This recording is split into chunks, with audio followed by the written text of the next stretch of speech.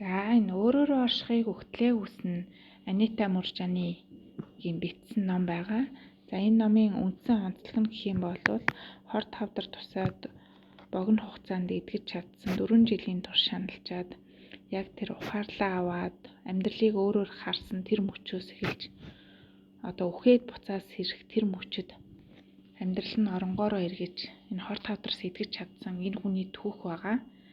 Тэгээд бага насандаа өөрөөрөө байж чадахгүй нэтгэх хүн байсан учраас ёс заншлаас болж ийм байх ёстой, тийм байх ёстой, ийм байж болохгүй гэдэг ийм дарамт шахалтан дотор амьдардаг байсан. Тэ өөрөө ерөөсөө уучраа олохгүй яагаад ингэх ёстой юм болоо? Хүмүүс яагаад ингэж идэм болоо? Би эсвэл буруу юм болов? Миний буруу юм болов? Тэгэл арьс өнгөөр ялгуурлах зэрэг тий асуудлууд аягүй гарч ирдэг байсан. Хонконгд амьдардаг байсан учраас олон улсын хүмүүс хамтдаа амьдардаг. Тэр их дарамт шахалтууд их тулгардаг байжгаад. Тэгээд байсгийгээл ээж аав нь хүнтэй суулгая гэл. Янз бүрийн хүмүүстэй танилцуулаад одоо сүү тавиал. Тэгээ нэг өдөр бүр сүү тавиад тэгээд бүр яг тэр ёс заншлихын дагуу өөрийгөө ингээд өөрөөрөө биш өөр хүн шиг болоод хувцлалал амир даруй хүн болоод тэгсээр агаад нөгөө нэг сүү тавих хүндээ таалагдаад тэг хормоо хийгээ болоод хормын бэлтгэл хийгээ явж агаад тэг гинтхэн өөрөө ингээд үнэхээр хүсэхгүй байгаагаа мэдрээд тэг хормоосоо татгалзаад явцдаг. Тэгээ ажил төрлөөгийгээ явж агаад яг энэ итгэх залуутай танилцаад бас ахи айцтай ч гэсэн тэр хүн бусдаас маш өөр байсан. Анитаг маш гоё өөрөөр нь байлгахад нь тусалдаг, хайрладаг, хүндэлдэг ийм гоё хайртай уулзраад жил шахуу болоод тэгээд байжсэн чинь хормоо ихээр болсон чинь аав нь нас орчдөг. Тэгээ аав нь нас ороод одоо яана одоо хормоо гэл баярлая гэхээр баярлж чадахгүй. Одоо л нэг сайхан амьдрыг гэсэн чинь сэтгэлийн одоо тэр шаналлд орчдөг. Дараа нь тэгээд Анита хормоо хийчээд одоо ад жаргалтай юм шиг ад жаргалгүй юм шиг хормоо хийчээд тэгэл хэсэг байсны дараа хүмүүс хүүхдтэй олооч яагаад хүүхдтэй болохгүй байгаа гэдэг ч юм уу иймэрхүү байдлаар бас дарамтлж эхэлсэн. Тэгээ нөхөртөөгөө бол ярилцаад би ингээ хүүхд гарах бодлогүй байна.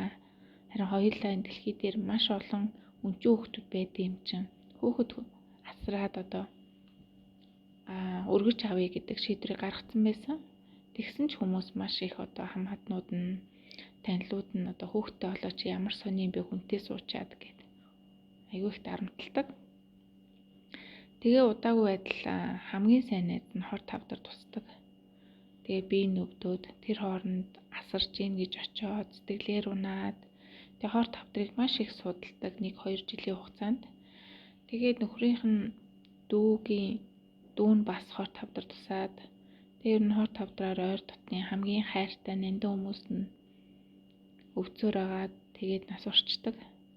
Тэгээд түүд дуудалгүй Анита өөрөө маш их айцтай болсон. Одоо ингээ бүх юм хор тавдар үүсгэх юм биш үү? Тэгээ аяг халбаг, байгаа орчин, агаар бүх юм хор тавдрын шалтгаан юм биш үү гэд их айц бий болсон. Гэвч таагүй мэдээ сонсоод Анита хор тавдартай болсон байгаа. Тэгээд нөгөө хими эмчилгээ нь өөрөө бас хор тавдар одоо эмчилгээгээд хими эмчилгээнд ороод дандаа танилуд нь асуурсан учраас хими эмчилгээнээс маш их айж исэн учраас өөрөө ингээд бие даад судлаад 4 жилийн турш зовж хамгийн сүүлд ингээ хамаг би нийдээлээд хор тавдар нь үсэрхийлээд ямар ч зайгүй болоод өхлийн ирмэг дээр ирдэг. Амьсгалж чадахгүй хамаг биеийн захтнаад суйлдаад ятраад тэгээд тэр мөчийн дараа одоо яг өгсөн гэх юм уу бүх ингэж 5 метр хүн мэдрэмжээсээ салаад гинтл юм амар амгалан мэдрэмж рүү очисон. Тэрний дараа бол Анита ингэ бодож эхэлсэн. Бүх юмыг 360 градусаар мэдэрч эхэлсэн. Тэгээд энэ ч одоо юу болоод байна? Би яагаад бүгдийг ойлгоод байна? Хаа холоос ирж байгаа онгоцонд явж байгаа ахыгаа хүртэл мэдэрч эхэлсэн. Тэгээд сэргэлсэн. Сэрхтээ бол өөрийгөө эдгэн гэдэгтэй итгэлтэй байсан. Тэгээд юу болсон гэж 3 хоногийн дотор л эрс өөрчлөлт гарч огцон эдгэрлийн үйл явц явсаар байгаа сарын дотор эмнэлгээс гарсан. Ийм гайхамшигтай үйл явдлууд болсон. Тэгээд надад бол юун таалагдсан бэ гэхээр яаж энэ бодол санаа өөрчлөгдөхөд бие махбод дагаж өөрчлөгддөг юм бэ гэдг нь маш сонирхолтой санагдсан. Тэгэхээр өөрөө яг ийм эдгэж чаднаа, би эрүүл болно гэдэг итгэлийг тэндээс олж авсан байгаа байхгүй. Үхлийн өмнөх мөч гэж ярьт юм билээ. ΟОМ гэд. Тэгээд намайг дахин өвдөлт мэдэхгүй байгаа. Тэд мэддэгч болоосай гэж хэлсэн. Тэгээд би өөрийнхөө ном уншсан хэсгүүдээсээ тодруулсан хэсгүүдээ та бүхэнд уншиж үзүүлье. Өөрт зөвхөн урд нь хизээж мэдэрч байгаагүй эрх чөлөөг мэдэрч байсан юм. Хавдар миний биеийг эзэлж эхэлснээс хойш 4 жилийн хугацаанд би өөрийнхөө биед хоригдол адил байснаа эцэст нь ингэж суллагдлаа. Би түүнийг алдмааргүй байна. Түүнийг алдахад би бэлэн биш байна гэж Дэни хэлсэн. Нөхөр нь. Одоо ингээ хүмүүс ингээд хайртай хүмүүс нөвдөөд ингээ үхлийн эмнэлэг дээр яхаар нэгэнд хүлийн зөвшөөрдөг шүү дээ. За өөхөх нь ойлгомжтой юм байна. Хүлийн зөвшөөрье гэж боддог байтал одоо энэ хүн бол нөхөр нь бол хүлийн зөвшөөрье гэж огт бодоогүй.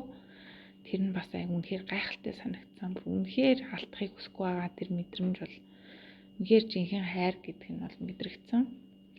Тэгээд хамгийн тийм чухал мэдрэмж нь болохоор юу вэ гэхээр орон зай цаг хугацааны хэмжүүрээр хязгаарлагдхаа болж ухамсарын агуу удам зайг эзлэн өөрийгөө улам тэлсээр байгаагаа мэдэрсэн гэж байна. За миний хувьд бол бясалгал энэ ухамсарын өөрчлөлтийг хийснээрээ хүнд ямар өөрчлөлтүүд гардыг мэн гэдгийг нь судалж байгаа. Тэгэхээр энэ орон зай цаг хугацааг мэдрэхгүй тийм хязгаарлагдахгүйгээр ингэж ухамсараа тэлнэ гэдэг бол ямар мэдрэмж байдаг бол гэдэг нь бас их сонирхолтой санагдсан. Надад би бодитоор ямар нэгэн газар руу явж байгаа мэт санагдаагүй. Харин нойрноосоо сэрсэн мэт мэдрэмж илүү төрж байсан гэж байгаа байхгүй. Тэгэхээр ч одоо нойрноосоо сэрсэн гэхэрч бидний энэ амьдрал ч одоо зүүд юм шүү. Жинхэнэ амьдрал чи яг тэр ухамсарын сэрэлтэн дотор байдаг юм шүү гэдэг мэдрэмж төрсөн. Бүрэн бүтэн төгс төгөлдөр болцолгүй харин миний урд мэддэг байсан мэдрэмжтэй харьцуулашгүй гэж байгаа байхгүй. Болцолгүй хайр гэдэг нь одоо бид нар ингээ ямар нэгэн байдлаар өөрийнхөө аливаа нэг зүйл дургүй байдаг. За жишээлбэл биеийн жинд те хэрвээ чи жоохон турчвал би чамайг хайрлах гээд байна. Эсвэл чи жоохон айтайхан мөнгө олдог бол би хайрлах гээд байна гэд нөгөө өөрийгөө ингээд болцол тавьж хайрлах гээд ингээд яг одоо биегаа өөрийгөө байгаагаар нь хайрладаггүй. Тэгэхээр байгаагаар нь хайрлах энэ зүйл бол болцолгүй хайр юм байна. Бие махбодын хязгаарлалтай мэдрэмжид үл баригдана. Надад нэгэн зэрэг мэдрэгдэх бүх цаг хугацаа орон зайн үеүүдийг нэгэн зэрэг хүлээн авч байсан юм. Энэ өгүүлбэр бол тэр чигтээ философи байгаа байхгүй. Нэгэн зэрэг бүгд мэдрэгдэнэ гэсэн чинь юу гэсэн үг юм бэ? Бид нар ч одоо нэг зүйлдээ төвлөрөх гэж маш их хэцүү байдаг штэ. Тэгэхэд бүгдийн ингээ ухамсартайгаар анзаарч, мэдэрч, ойлгоно гэдэг бол үнэхээр супер мэдрэмж баха. Анх удаага амьдралд яагаад ирсэн болохоо ч ойлголоо. Би өөрийн жинхэнэ зорилгоо мэдсэн юм гэж байгаа. Гэхдээ мэдсэн гэдэг нь аюул сонирхолтой заяа. Яг юу ихээ тодорхой үедээ мэдчихсэн гэдэг тэр мэдэрсэн мэдрэмж байгаа байхгүй. Энэ донд би өөрөө зөвхөн нэг л утас нь байх. Гэхдээ бүхэл бүтэн энэ зургийн салшгүй нэг хэсэг байв. Тэгэхээр бид бүгдээрээ нийлээд нэг бүхэл буюу нэг дэлхий, нэг гариг, нэг оршихуй байгаа байхгүй. Тэрний нэг хэсэг нь би өөрөө юм байна гэдгийг ойлгосон байна. Бусдыг миний хэн болохыг үннээсээ ойлгож мэдрэхэд саад хийсэн, бусдаа жинхэнэ үннээрээ харилцах боломжийг хаасан. Би хизээч ийм том хүчрхэг бүгдийг харж мэдэрч байгаагүй.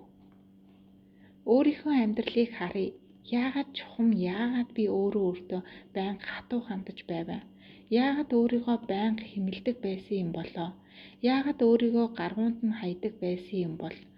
Өөрийнхөө төлөө яагаад би зогсдоггүй, өөрийн сэтгэлийн сайхныг ил гаргадаггүй байсан юм бэ?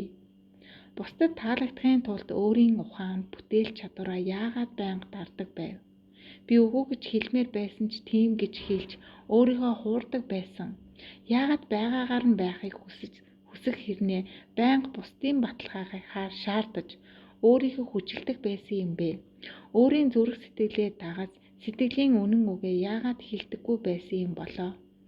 Бодит ертөнцид махан биеийг олж төрсөн бид яагаад энэ бүгдийг мэдэрч ойлгож чаддгүй юм болоо? Өөрсдөө хэтэрхий хатуу хандах хэрэггүй гэдгийг би яагаад ухаараагүй юм болоо? Яагаад гэсэнгийн асуултууд нь үнэхээр гайхамшигтай санагдсан. Бид нар өөрөө өөрсдийгөө л зовоодаг гэдэг яг энэ бүлэгт харагдаж байна. Тэгээ илүүчгүй, дутуучгүй би зүгээр л оршиж байгаа учраас хайрлагдах учиртай гинэ. Оршиж байгаа учраас би хайрлагдах учиртай. Зүгээр л оршиж байгаагаасаа өөр шалтгаангүйгээр би болцолгүй хайраар хайрлагдаж байна гэдгээ мэдэрсэн гэж. Бид бүгд хоорондоо холбоотой. Бүх юмс хязгааргүй би бүтэнд хамаардаг.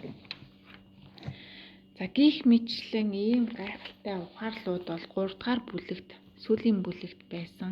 Бараг 30 гаруй хуудсанд ийм ухаарлын зүйлүүд нь байсан. Тэгэхээр энэ бол зөвхөн миний надад таалагдсан, надад тийм мэдрэмж өгсөн хэсгүүдийг та бүхэндээ хуваалцлаа. Тэгэхээр та бүхэн маань энэ номыг өөрсдөө бас олоод уншаасай гэж хүсэж байна. За баяртай.